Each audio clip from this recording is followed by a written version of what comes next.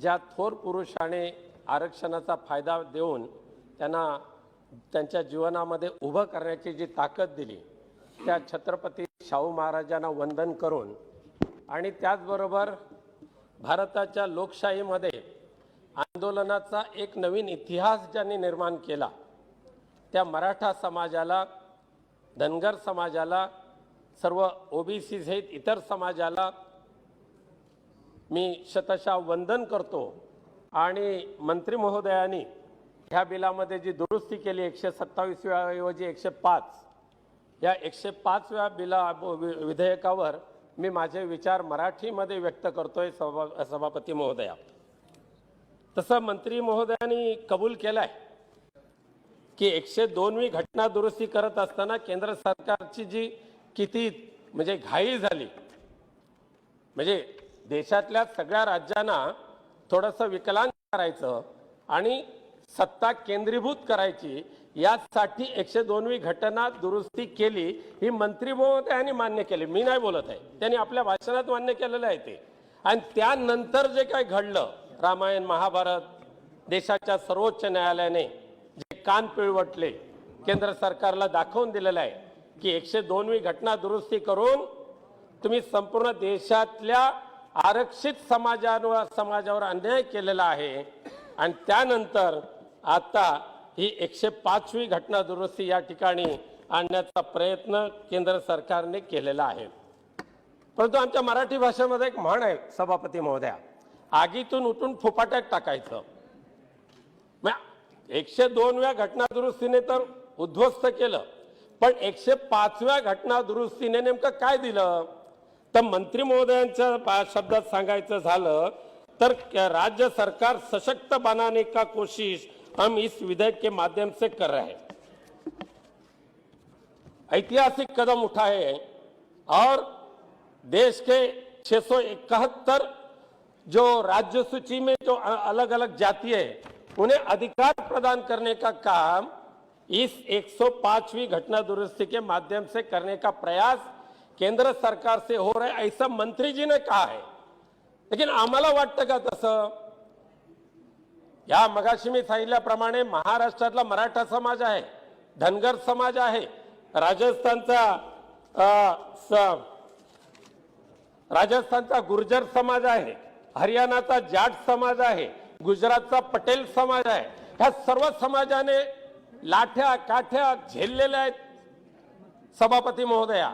पण या सगळ्या आंदोलनामध्ये महाराष्ट्रातल्या मराठा समाजाने अत्यंत लाखोच्या संख्येने जे आंदोलन केली त्या आंदोलनामध्ये एक पोलिसांची लाठी नाही, एक कुठेतरी काहीतरी काही दगडफेक झाली असं काही नाही। म्हणून मगाशी मी सांगितलं लोकशाहीतलं आदर्शवत आंदोलन महाराष्ट्रामध्ये मराठा समाजाने केलं, धनगर समाजाने केलं, इतर समाजाने सुद्धा त्या आंदोलनाचा आदर केला। आणि म्हणून आज महाराष्ट्र सरकारने त्या समाजाला आरक्षण देण्याचा निर्णय घेतला, आयोग निर्माण केला।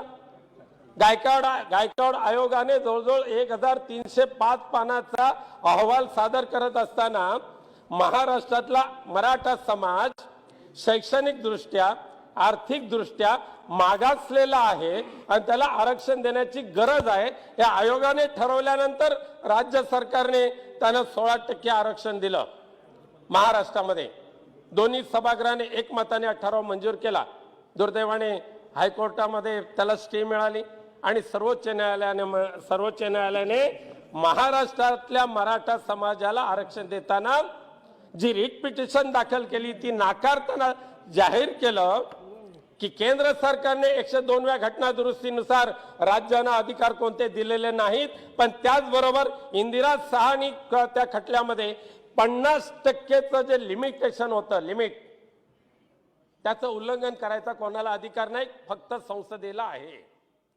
हे सर्वोच्च न्यायालयाने सांगितल्यानंतर तरी केंद्र सरकार गेलं तिथे रिव्ह्यू पिटिशन मध्ये। ठीक आहे, देव पावला तर पावला, पण नाही पावला देव। तिथे सांगितलं तुम्ही केलेली 102वी घटना दुरुस्ती त्याचा अभ्यास करा आणि मग अभ्यास केल्यानंतर आज ही 105वी घटना दुरुस्ती आल्यानंतर ते म्हणजे केंद्र सर्वोच्च न्यायालयाने निर्णय दिल्यानंतर सभापती महोदया महाराष्ट्रातल्या करोडोच्या संख्येने असलेल्या मराठा समाजाला एक आशा निर्माण झाली त्यांच्या मनामध्ये की आपले मायबाप पंतप्रधान मन की बात जाणतातच, सर्व देशातल्या लोकांशी बोलतात. आम्ही जवळजवळ 5.5 कोटी केवळ महाराष्ट्रातला मराठा समाज, त्याच्यानंतर जवळजवळ लाखोच्या संख्येने असलेला धनगर समाज, इतर राज्यातला हा क्षत्रिय समाज, ह्या सर्व समाजाला माननीय मोदी साहेब न्याय देतील आणि घटनात्मक दृष्टिकोनातून वंचित राहिलेल्या आम्हा समाजाला शैक्षणिक आणि आर्थिक दृष्टिकोनातून, राजकारणातला लाभ नको आहे त्यांना, कुठेतरी न्याय मिळवून देतील अशा पद्धतीचा विश्वास त्यांना निर्माण झाला. आणि 1% ह्या संसदेच्या अधिवेशनामध्ये संपूर्ण देशातला मराठा समाज टक लावून बसला होता. संसदेमध्ये हे विधेयक येईल. पण तो सभापती महोदया, हे मी नाही म्हणत, हे विधेयक ज्या वेळेला आलं त्यावेळेला महाराष्ट्रातल्या सर्व समाजाला वाटलं काय हा विश्वासघात केला केंद्र सरकारने आमच्याशी. हे माझं मत नाही आहे. मी म्हणतोय बरं झालं तुम्ही हे विधेयक आणलं, पण अपुरं आणलेलं आहे, अपुरं आणलंय. मगाशी अधिरंजन चौधरी साहेबांनी सांगितलेलं, हिंदीमध्ये खूप उत्कृष्ट भाषण केलं. पण जेवायला वाढताना केवळ ताट कशाला देता हो सोन्याचं? चंदनाच्या पाटावर सोन्याच्या ताटामध्ये तुम्ही फक्त चंदनात आणि पाट आणि सोन्याचं ताट ठेवलं, पण ताटामध्ये काहीच नाही की, नाही मीठ नाही लोणचं, बाकीचं तर सोडून द्या, पंचपक्वान्न नाहीत, खायचं काय त्या ताटातून? 105वी घटना दुरुस्ती करत असताना तुम्ही ज्या 3 वेगवेगळ्या अमेंडमेंट केलात, त्या अमेंडमेंट मधून राज्य सरकारनं खूप काय आम्ही दिलंय असं मंत्री महोदय ज्या वेळेला सांगतात त्यावेळेला, मंत्री महोदय मी आपल्याकडून विनंती माझी अशी आहे की ह्या घटना दुरुस्तीने राज्य सरकारनं नेमका कोणता अधिकार तुम्ही दिलात? मराठा समाजासहित गुर्जर समाजासहित त्यांना आरक्षण जे मिळालं पाहिजे त्याच्यासाठी कोणती प्रोव्हिजन केली ह्या विधेयकामध्ये? सांगा की आम्हाला, की तुम्हाला असं म्हणणं आहे का की जे 103व्या घटना दुरुस्तीने 27% ओबीसी आरक्षण दिलं? एक सभापती महोदयांना सांगतो, महाराष्ट्रासहित देशातल्या कोणत्याही मराठा किंवा क्षत्रिय समाजाला इतर कोणत्या जातीच्या आरक्षणातून आम्हाला आमचा वाटा द्या असं नाही त्यांना म्हणायचं आहे. आम्हाला 27 म्हणजे मराठा समाजाला 27%तून अजिबात वाटा नकोय, इतर कोणत्याही आरक्षणातून नकोय, आम्हाला अतिरिक्त आरक्षण द्या. कुठे प्रोव्हिजन केली या विधेयकामध्ये? कुठे केली प्रोव्हिजन? कोल्ह्याला द्राक्ष आंबट त्याप्रमाणे बघा, आम्ही विधेयक पास केलं पण हातात काहीच नाही दिलं. अध्यक्ष महोदय, म्हणून मराठा समाजाला वाटतं की काय केंद्र सरकारने कशासाठी आमच्या तोंडाला ही पानं पुसण्याचं काम करावं? द्यायचं असेल तर भरभरून द्या की, सांगा ना. जसं सुप्रीम कोर्टाने इंदिरा साहनीच्या वेळेला सांगितलं, किती वर्षापूर्वी, 30 वर्षापूर्वी इंदिरा साहनी खटला झाला आणि त्याने सांगितलं 50% कॅप ठेवा. पण आता 2021 लोकसंख्या 130 कोटी झाली, आरक्षित जातींची संख्या वाढली. महाराष्ट्रातला मराठा समाज 35%, धनगर समाज जवळजवळ 10%, इतर आरक्षित समाज आहे, मुस्लिम समाज आहे. आजही देशातल्या अनेक राज्यांनी 50%ची मर्यादा वाढवली की.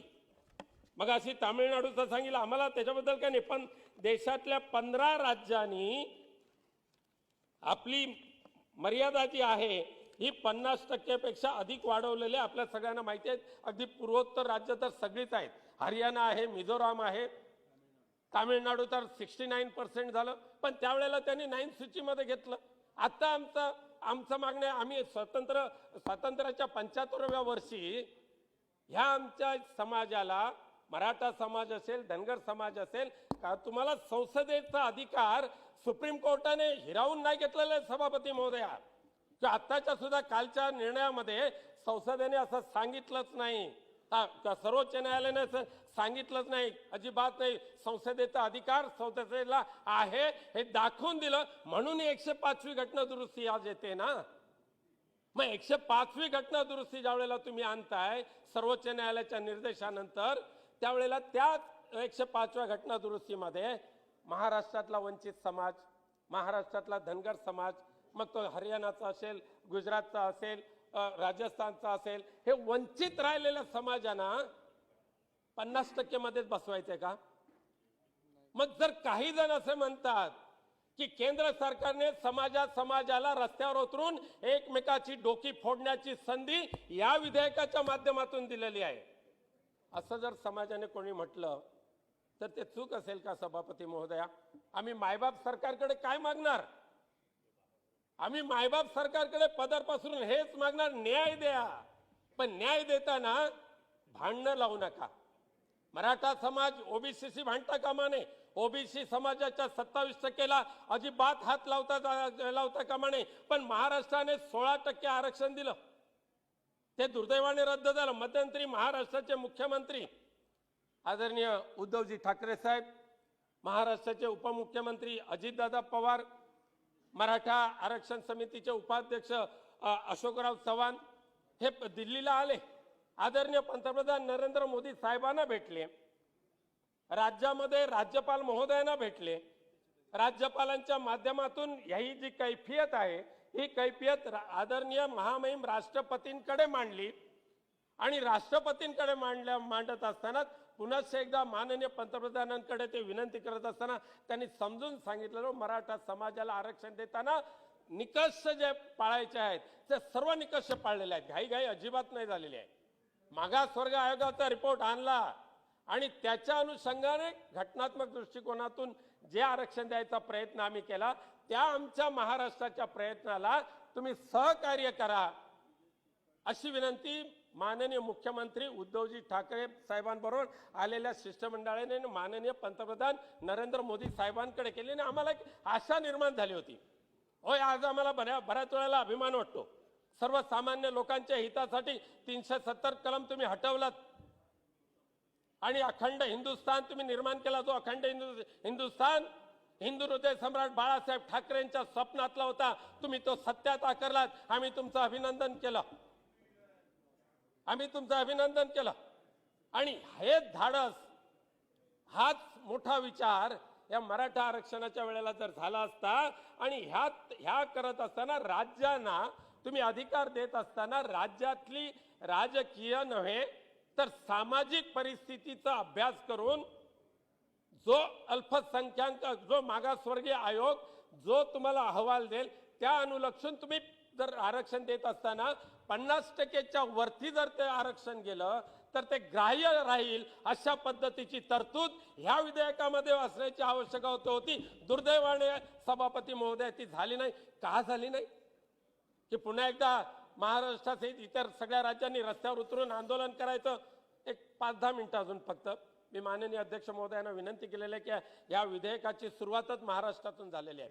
की केंद्र सरकारला असं वाटतंय का की विधेयक मंजूर झाल्यानंतर महाराष्ट्रासहित इतर राज्यातल्या समाजाने एकमेकांच्या विरोधात रणांगणामध्ये उतरायचं, कौरव पांडवांचं युद्ध करायचं? पण सत्याचा न्याय कोणी करायचा? सत्याचा न्याय करायला परमपूज्य बाबासाहेब आंबेडकरांच्या कृपेने निर्माण झालेली लोकशाही आणि त्या लोकशाहीचं मंदिर, ह्या मंदिरामध्ये आपण त्या सेवक म्हणून बसलेलो आहे. ह्या लोकशाहीचा जो देव आहे तो रस्त्यावर आहे. तिथे रस्त्यावर उद्विग्न होऊन फिरतोय, आक्रोश करतोय, आम्हाला न्याय द्या, न्याय द्या म्हणून. 3 वर्ष आंदोलन करत असताना सुद्धा या लोकशाहीच्या मंदिरातून त्यांना न्याय मिळत नसेल सभापती महोदया, तर आम्ही कोणाकडे विवंचना करायची? एकच विनंती होती याच्यामध्ये, बाकी फार नाही बोलत. अजून आमचे सहकारी थोडे बोलणार आहेत. आपल्याला विनंती आहे की आम्ही जी कळकळीची मागणी जी करतोय ना, की जी माननीय मुख्यमंत्री उद्धवजी ठाकरे साहेबांच्या नेतृत्वाखाली जे शिष्टमंडळ आलं, माननीय अशोकराव चव्हाणांनी ज्या वेळेला निवेदन दिलेलं आहे त्या निवेदनामध्ये सुद्धा त्यांनी स्पष्टपणे संपूर्ण विवेचन कथन करत असताना देशातल्या 15 राज्यात 50% पेक्षा जास्त आरक्षण जे निर्माण झालेलं आहे त्या अनुलक्षून तुम्ही महाराष्ट्राला त्याची महाराष्ट्राची गणना करा. अशोकराव चव्हाणांनी सुद्धा पत्र देत असताना ह्याच्यामध्ये विस्तृत निवेदन केलेलं आहे. आणि ते निवेदन करत असताना त्या निवेदनाच्या आधारे जर हे बिल आलं असतं सभापती महोदया, तर खऱ्या अर्थाने महाराष्ट्रातला मराठा समाज असेल, महाराष्ट्रातला धनगर समाज असेल, गुर्जर समाज असेल, पटेल समाज असेल, जाट समाज असेल, ह्याला ह्या स्वातंत्र्याच्या हिरक महोत्सवी वर्षामध्ये न्याय देण्याचं पुण्य तुम्हाला लाभलं असतं. त्या पुण्याचे वाटेकरी तुम्ही व्हा, पण पापाचे धनी मात्र तुम्ही होऊ नका. हे आवर्जून या ठिकाणी मी सांगतोय.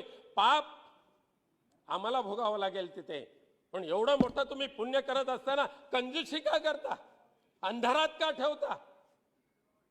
संदिग्ध बिल का आणता, त्याच्यात स्पष्टता का आणत नाही?